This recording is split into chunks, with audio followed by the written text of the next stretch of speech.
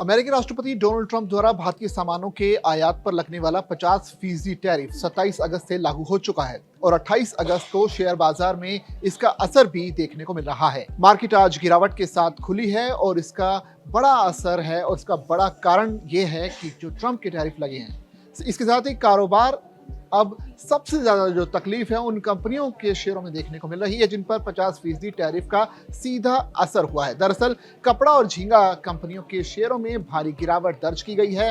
भारतीय आयातों पर 50% टैरिफ सभी एशियाई देशों की तुलना में काफी ज्यादा है। बांग्लादेश और वियतनाम, जो कि अमेरिका में भारतीय कपड़ा एक्सपोर्टर्स के साथ प्रतिस्पर्धा करते हैं, वो 20% टैरिफ का भुगतान करेंगे।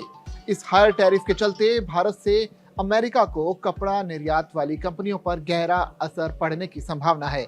50% टैरिफ के चलते केपीआर मिल और रेमंड लाइफस्टाइल के शेयर शुरुआती कारोबार में ही लगभग 3% पर गिर गए, जबकि गोकुलदास एक्सपोर्ट्स में लगभग 1% की गिरावट दर्ज की गई है। इसके अलावा वेल्सपन लिविंग के शेयरों में भी लगभग 2% और ट्राइडेंट के शेयरों में 1% से ज्यादा की गिरावट दर्ज की गई। झींगा फीड कारोबार से जुड़ी कंपनियां भी अपनी कमाई का एक बड़ा हिस्सा अमेरिका में आयात से हासिल करती हैं, इसलिए हायर टैरिफ का उनके मार्जिन पर भी गहरा असर पड़ने की संभावना है। शुरुआती कारोबार में एपेक्स फ्रोजन फ्रूट्स के शेयरों में लगभग 5% की गिरावट आई, जबकि अवंती फीड्स के शेयरों में लगभग 4% की गिरावट आई है।